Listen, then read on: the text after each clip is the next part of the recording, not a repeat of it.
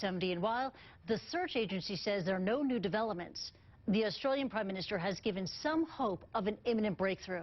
In Shanghai today, Tony Abbott says he is confident that the searchers are narrowing in on the plane's flight recorders. We are confident that we know the position of the black box flight recorder to within some kilometres.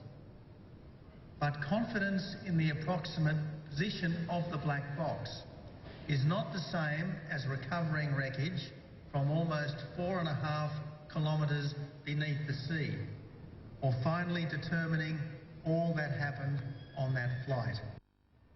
Tony Abbott there. Now, officials say a fifth signal detected on Thursday is unlikely to be connected to the plane's black boxes. Now, let's go straight to our senior international correspondent, Matthew Chance. He joins me live from Perth, Australia. And Matthew, we're getting these mixed messages about the new signals. What's happening here? Well, there's been a very clear message about the fifth ping that was detected by an Australian Air Force Orion P3 observation plane that was flying over the area where the pings are being monitored for. Now, according to the JAC, the Joint Agency Coordination Committee, they're saying that it's not related to the whereabouts of the missing Malaysian airliner. There's been four other separate incidents, acoustic events, where they've been recording, detecting, monitoring pings from under the surface. The first couple of those events took place at the weekend, and then the second couple of those events took place on Tuesday. Since then, there's been no further detection, as far as we're aware, of any kind of acoustic signals coming from underneath the ocean in the area they're searching. And the search is still continuing, of course, with ships in the area monitoring for any kind of pulses that are being emitted from the black box flight recorders. And the search is continuing by the air as well, particularly the search for debris, which is taking place in a slightly different area where the search for the pings is taking place because of the tidal flow and things like that. And so all the searches are still underway, but as I say, as at this point, we haven't had anything actually confirmed and verified as being from the black box flight recorders, Christy.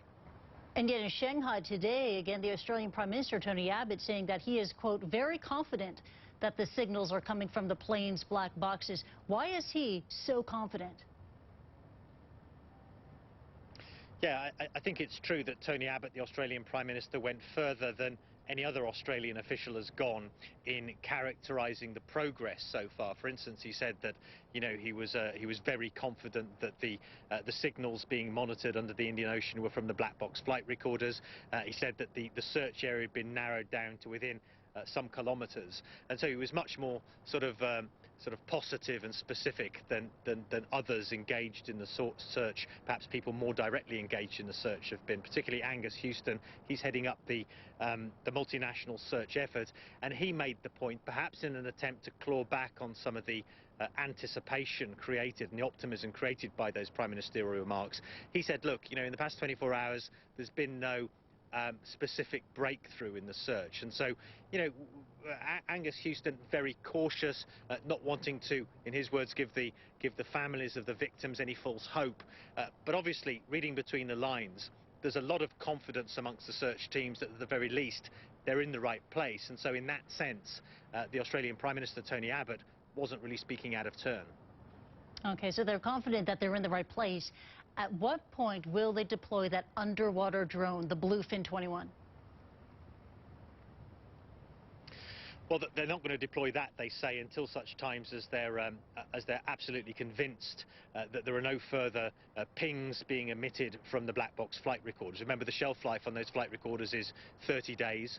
It doesn't mean they stop emitting pings after 30 days, but the signal potentially gets less very quickly. We're on what, you know, kind of 35 days now, or something in that region, and so there's every possibility that in the coming days they will end that search. But at the moment they're continuing with it.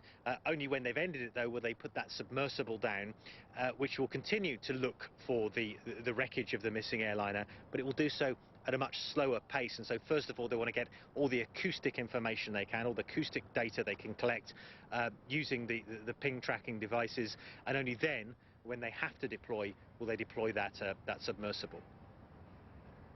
Matthew Chance reporting live from Perth, Australia.